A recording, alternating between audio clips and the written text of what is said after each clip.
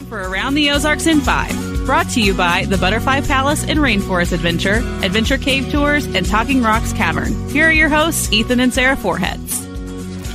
Hey, good morning to you. It is Thursday, although it feels like Friday. It feels like it should be Friday. Is that just me?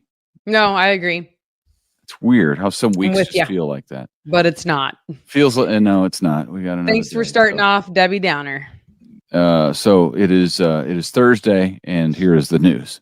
All right. A 49-year-old man from Battlefield is among 3 people sentenced to federal prison time for distributing fentanyl, over 80 pounds of it in the Springfield area. James D. Collins will spend 30 years behind bars without parole. Authorities say that he distributed nearly 40 kilos of fentanyl and transported at least 300 grams from either St. Louis or Chicago to Springfield twice a week. Court documents say that he also bragged to a cellmate in Greene County at the jail that the drugs that he was pushing caused multiple overdose deaths. Wow, that is unbelievable. And I'd be interested to know how many people, just that what we know that he transported, could have killed. Like had the potential to kill. That is serious stuff. I'm glad he's getting the big sentence. I am too. It's 30 years, but as you know, the truth in sentencing, as the local sheriffs call it. So we'll see what he actually spends behind bars. But I don't know. Maybe, I mean, it is federal prison, so yeah, maybe. We got to take that seriously because it's killing people left and right. All right. If you've been a patient at Cox Health recently, listen up. Beware that some patients had their personal information compromised. Patients have been getting letters saying that there was quite a data breach, including names, addresses, birthdays, and social security numbers stolen by hackers. About 200,000 patients were potentially hacked. Experts suggest that you watch your credit very closely. Make sure you're aware of any suspicious activity with your bank account.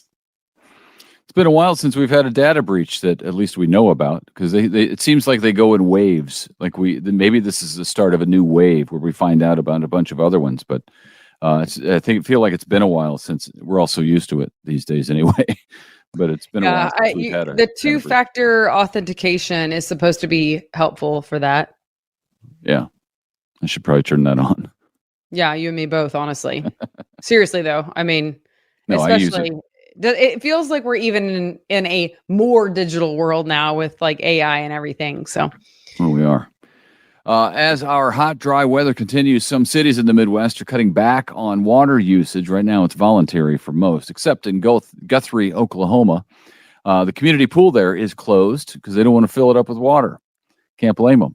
In Missouri, more than 90, this is shocking, but true. More than 90% of counties in the state are experiencing moderate, severe, or extreme drought. Governor Parson issued an executive order a few weeks ago proclaiming drought throughout the land of Missouri. And some cities in Missouri already asking residents to cut back on watering lawns. And who knows whether that'll be happening in our neck of the woods anytime soon. But I can tell you that looking at the forecast, it's going to be hot and dry for a while. The best chance of rain for us is Sunday, and it's just a 40% chance. So the chances are not very good. You can do the Dumb and Dumber. So you're saying there's a chance thing here, but the chances are not very good for rain for quite a while. And we're getting into summer now. So yeah. What's interesting is when I was in Kenya fairly recently in Nairobi, the first lady called a countrywide fast for rain, and it was successful. Can you imagine? Prayer and fasting? Fasting and prayer for rain in a country that is pretty much split down the middle, 50% Christian, 50% Muslim. And they all took part, and it rained. Yeah, they've got that neck of the woods has famine going on. I don't know if it's officially a famine, but if not, it's pretty close, and it's becoming more dire by the day. Convoy of Hope is working over there trying to help with the food and water, which is tough. Yeah, it was interesting to interview her. Actually unrelated to that, with World Serve digging wells, but Yeah. then to talk about the drought. And I don't know, it was incredible, honestly. Yeah. So, yeah. All right, back in our neck of the woods, the Nixa School Board voted to remove 4 books from their public school libraries because the board deemed the books to be inappropriate for students. 7 books were looked at by the board. Again, 4 of them were deemed inappropriate. They were The Handmaid's Tale, the book called Something Happened in Our Town, a book called Unpregnant, and another one called Blankets. This issue, of course, been debated all across the state following a new law that makes it illegal for schools to provide sexually explicit material for students. So we're assuming those books had that in there. So far, there have been 300 books removed from school libraries across the state of Missouri. Also in Nixa, if you need to pay your utility bill electronically, you'll have to wait until Monday. Nixa Utilities is doing an upgrade to their payment system, so no late fees will be charged between now and Monday, so that's good news. Seems fair. The system will be back and running on Monday, or at least that's the plan. That is the plan. All right. The Springfield City Council is expected to vote on Monday on whether it will rezone land that sits on top of the Springfield Underground. The Underground, as you know, is a vast space under the surface that companies use as warehouses right there along Highway 65, just south of Division. But the surface land on top of the Springfield Underground, if you didn't know that it was under there, it's just fields, grass fields. So if the council votes to rezone the land, it would allow for warehouses, manufacturers, office buildings, banks, hotels, stores, retailers, if you will, and even potentially marijuana cultivation to exist on top of the underground. The owner of the Springfield Underground thinks it will draw more commercial businesses to town. So that'll be interesting because it is a giant acreage of unused land. That's where they used to have, for people who have been around for a little while, these James River Church's I Love America July 4th celebration with fireworks. It used to be on top of the Springfield Underground out there. So that is a lot of land right along a highway. Yeah. But at one point I thought there was a project coming there because I could have sworn, but maybe it was farther south than that. But do you remember the big sign that said like planned development? Oh, that's way south. That's down by the 60 and 65 interchange. Yeah, that's not. I feel like that's been there forever, but nothing's really happened. I think the sign has changed recently. It's a little bit different, but anyway, yeah, that's been there for a long time, and so far nothing's happened. Here's a cool story. A big day at Silver Dollar City. Nearly 500 kids and their families got to enjoy the theme park as part of the Give the Kids the World National Bus Tour. That organization is a nonprofit that helps give kids who have a critical illness an all-inclusive vacation free of charge to them.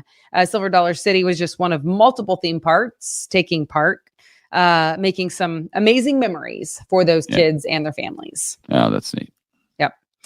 All right. This weekend on Saturday, a fun carnival event is happening at the Shrine Mosque. It's to benefit On Angels' Wings, which is just a really tremendous organization that provides free professional photography and grief recovery to families with medically fragile children or to those who lose a child at birth, like go into the hospital and do free photography.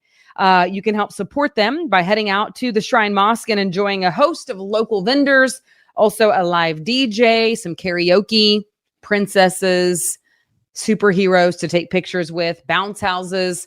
It's $5 to get in the door this Saturday from 3 to 5 at the Shrine Mosque.